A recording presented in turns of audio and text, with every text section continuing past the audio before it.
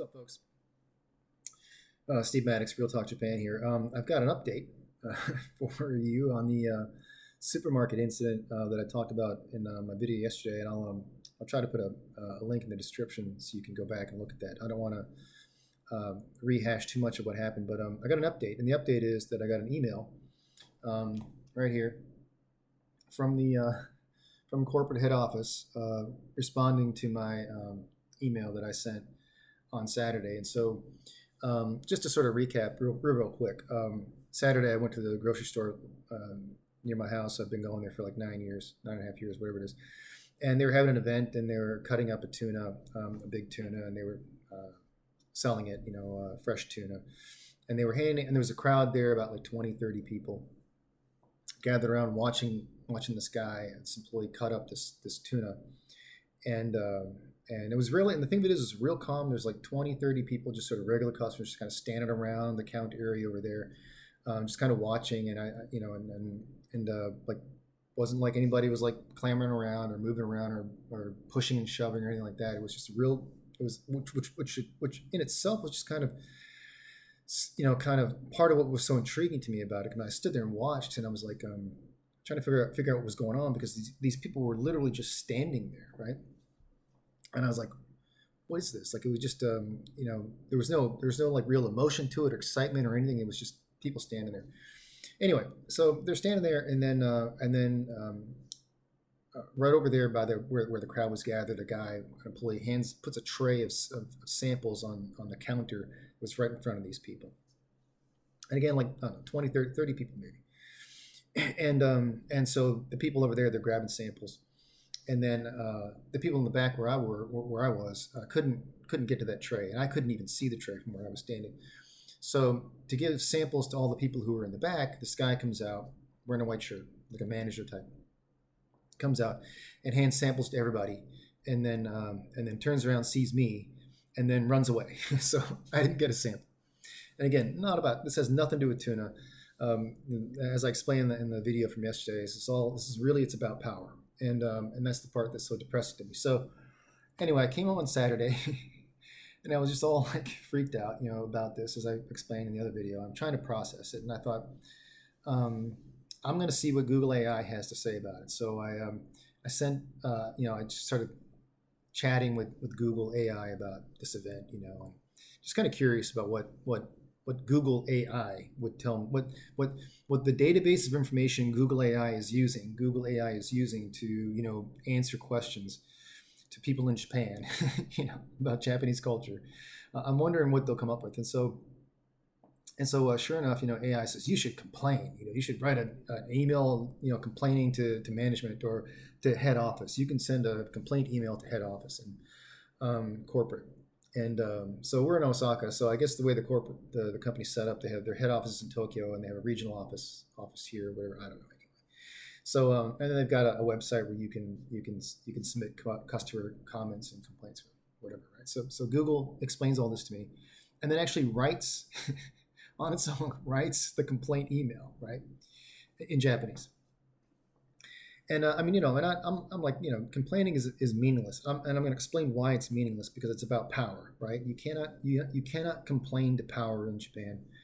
And so I'm reading this like Google, sort of explanation about like, how Japan culture works. And I'm like, that's all wrong. That's all wrong. That's all wrong.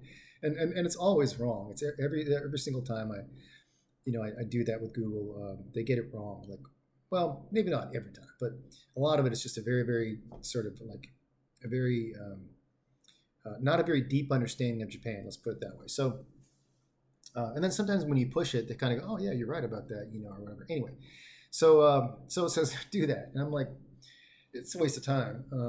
But hell, let's do it for the content, like, let's just see what happens. And I predicted, and I was actually thinking about putting this in my video yesterday, but it was already going to be way too long anyway. And so, and I didn't know that they would respond, but I predicted what they would do. And I got the response today. And in the email that I sent, that Google wrote for me, was very polite, way too polite email for me. I wouldn't have written it that way. But anyway, saying, this is what happened with the tray and the guy coming out and whatever. I didn't get one. And I'm sad, and I wanted an apology. I know I'm never going to get an apology. That's an impossibility. But anyway, so I got the email, and here's what happened. So they emailed me back today. It's Tuesday. So I sent that email on Saturday, posted my video yesterday, Monday, and this is all. It's in Japanese, of course, and I translated it into English with AI. I mean, I read the Japanese too, but I've just translated it here just so I can kind of give you kind of briefly what it is. And it's fascinating. So there's two parts to it. The first part is they say that upon reviewing your feedback with our store management, we have confirmed that on the day of the live tuna cutting event, there were a large number of customers, and when distributing samples, they were placed on trays for customers to take themselves. Now, the English says trays. The Japanese doesn't say plural, so it's tray, but English is trays. And there was only one tray that was placed in front of the customers, but anyway, that's not really the point. And then it says the employee, which is a true statement. There was a tray, and that was the tray that was put in front of the people that were in the right. And then it says the employee in charge was unable to properly keep track of which customers received samples due to the large number of people. So they make it sound like, and it goes on, we deeply regret that you had a bad experience, and we're gonna, and then the second, so the second part, so that's the first part is the statement of the facts factually what occurred, which is fascinating. That's fascinating. So we'll talk about it. And the second part is basically an apology for something that didn't happen. And so they say that, we apologize that we didn't properly train our management to deal with so much chaos, and that we're going to go on and redo our training to make sure that store staff can properly handle chaotic events. So that's the apology. So the factual part of it, and the reason why that's wrong is because, first of all, it wasn't chaotic. Again, like I said, there was 20, 30 people who were standing, basically all standing still, just kind of watching this guy. And then when the tray came out, they all very calmly and politely kind of reached for one, right? And there was no pushing and shoving, and there was no chaos. And again, there was 30 people.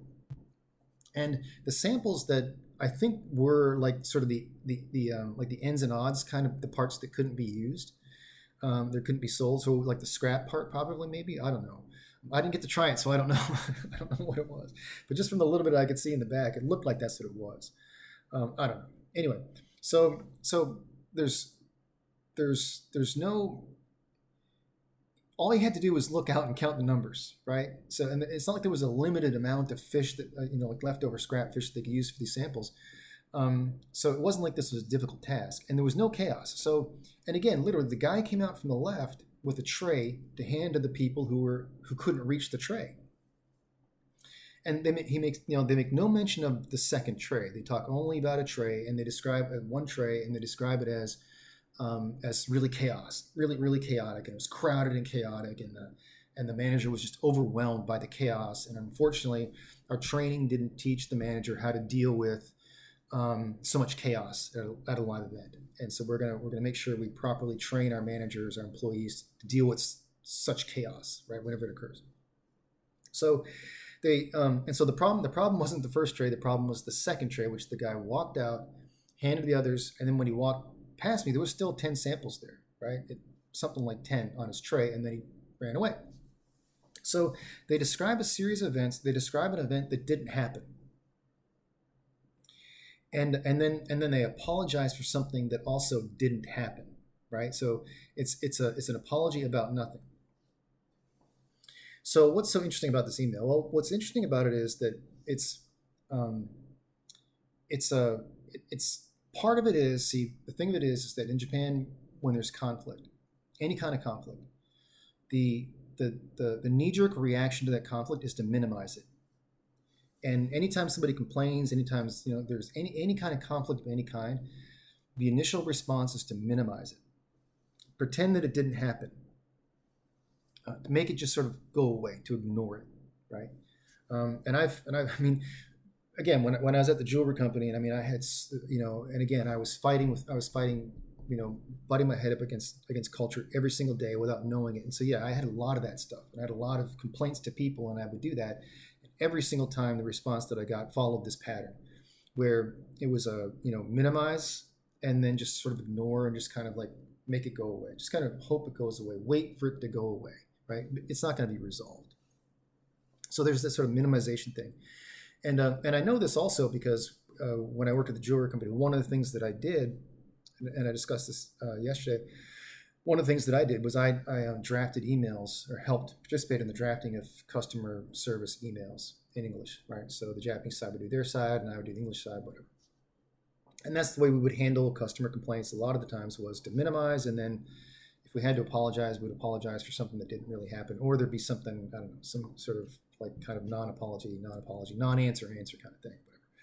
And we didn't get like a lot of complaints or anything, but if it was something that was along those lines, that's how it was handled.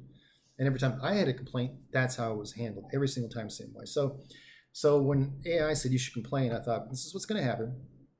They're going to send an email back saying I assumed that they were going to say something like, the guy in the white shirt didn't see me, like in the, in all the crowd, he just didn't see you. Sorry, he just didn't see you standing there, didn't think you wanted one, or something like that. That's what I thought. And then I'd get like a non-apology apology, like sort of like, well, we're sorry you had a bad experience, and we'll train our employees to to be more careful about who's in a crowd waiting for a sample, something like that, something silly like that. That's what I expected, and that's basically what I got. And again, what I say when you understand Japanese culture, it becomes 100% predictable, highly predictable. When you understand it, when you really understand what's going on, it's highly predictable. So that's the first part is the minimization. Minimize and ignore. The second part is dominance. It's an assertion of dominance. And again, the power relationship here is that I'm a customer. So that means I'm not part of the hierarchy of the company, right? I'm outside the hierarchy of the company. I cannot stand above the hierarchy of the company. So if this manager or whoever this person was made the decision not to hand out a sample, well, I don't have the right to complain about that, really, because I'm not above him. I have to accept that. I have to accept that result. Okay, and I talked about that yesterday. So there's the power aspect, but the other part of it is there's the power to control reality, and that's like a fundamental component of Japanese society. You have to understand this. That part of having power in Japan is the power to control reality, and that means that when they say this is the fact that occurred, this is what happened, then my job as somebody who is in a lower status is to accept that statement of fact as reality. I have to accept that as true, even when it's not true. And this happens all the time in Japanese society. It happens all the time. So what giving me this statement of fact, this painting this picture of this chaotic scene that I know is not true. I know that's not true. Telling me that, even though they know I know it's not true, is the ultimate assertion of dominance over another human being, really, in a way, because they're telling me that the reality that's in my head, the memory that I have to ignore that and pretend it didn't happen, and that instead I have to accept their version of reality as a fact, and then accept their apology that's not an apology. Like it's a total assertion of dominance, and you see this in Japan all the time. When I worked at the jewelry company, that kind of thing happened to me all the time. And something would happen, and then I'd say, wait, this is wrong, this can't happen, and then we'd have another meeting, and then they'd say, well, no, that never happened. I'd be like, but that did happen, and this is what they'd say in response. They'd just go, right? Well, there's no response, because it doesn't matter what I think, right? What matters is what they think, and I have to accept that as reality. So that's sort of the ultimate kind of assertion of dominance. Now, one of the things that I've often found interesting about Japan, I haven't seen this in a long time, but and I've never had kids, and I've never raised kids, so I don't know much about parenting at all. But every now and again, you see a scene where there's a mother and a child, and let's say the kids say 2 or 3 years old or whatever, and they're having like sort of spaz out deal where they're crying and they're yelling and they're screaming and whatever, and like kids do, right? And I don't know what the right way is to handle a child and have an event like that, but what I've seen, and I haven't seen something like this in a long time, but when you see it, it's stark. I mean, like the mother will just sort of like stand there, and the kids, like grabbing her legs and grabbing her arms. The mother will just stand there just like this, no expression on her face, and just like, and not like this. And if the kid grabs the arm, they'll just like pull the arm away. So the kid's grabbing for attention or wants to be held or something, and the mother would just sort of like just stiff and unmovable, like completely unmovable. No expression, no comment, no like stop that, like no nothing, just absolute stillness and firmness. And the child would be like, pick me up, whatever I want, hug, whatever. The mom would just be like, there's nothing, there's nothing. And when I first saw that, the first few times I saw that, it really struck me because I thought, I don't think I've ever seen like a parent in Canada, the U.S. act like that with a kid that's having an event like that. But again, I don't know what's right or wrong, but I just always thought that just seems kind of cold, like your child needs comfort at least. I mean, maybe you should just pick up the child and give the child some comfort, something. I mean, I don't know. I don't know if that's right or wrong, but it just seemed kind of cold to me and kind of, I don't know, kind of mean. But now that I understand how power works in Japan, it seems to me like that's like maybe the most important lesson any child in Japan could ever learn. That is, you cannot fight power. So I can't do anything about this, right? And if this were a bigger deal, some sort of bigger situation, there'd be no redress. There's no way that I could get a different result. I will, AI told me that I should send back an email, so I just sent back an email saying you got the facts wrong, but whatever. And so we'll see if I get a response. But that's a meaningless event. Like, so what, right? Nothing's going to change. But when you do complain in Japan, you get nowhere. And what the parent is teaching that child, I think in that moment, really, I don't know if it's conscious or not, probably just the way that she was raised and she's seen children raised, is that when bad things happen to you in Japan, when power asserts power over you in Japan, there's no amount of kicking or screaming or yelling or hollering or crying or clamoring or whatever that is ever going to change the result. You're not going to get more than what you already have by complaining. And so maybe like that's maybe the kindest thing a parent can teach a child in Japan is that I have power over you as your parent, right? And I've just told you no. And it doesn't matter what you say or do or kick or scream, or no matter how much you make a scene or whatever, the result is not ever going to change. Once power says what the result is, that's the result, and you can't change it. You have no power to change it. Now that doesn't mean that you can't ever complain, you can't ever get maybe a little, I don't know, something. But generally speaking, the power dynamic works like that. And that's what I've learned from these experiences. And that's why I guess it hit me so hard, because it reminds me of just how cruel that can be. And it really is. And unyielding. And there's no way through it. There's no way around it. Once power makes up its mind, you're done. It's finished. The conversation's over. And the only thing that you can do as a subordinate, as a person in a subordinate position, is to accept it. And just accept it and move on and forget about it. And that's how the Japanese live their lives. Like, you have to understand, that's how the Japanese live their lives, just in a constant state of submission to authority. And it's, as a foreigner, it's so hard to process, because you think like, well, I mean, like, so many things happen in Japan that don't make sense because you don't understand why, you don't understand what's going on. And it's hard to process, and you can't figure out what it is, and you sort of complain about it, you push up against it, and it just gets worse, right? Or nothing happens, and you don't understand why. Well, that's why. That's how power is. And the Japanese, they don't go through that process by and large. Like, no is no. And if you ask for something and they say no, then the answer is no, and that's it. Like, the customer's needs can't stand above the company's policies. So that's power in Japan, and today was an important lesson. And we'll leave it there. Till next time. Thanks.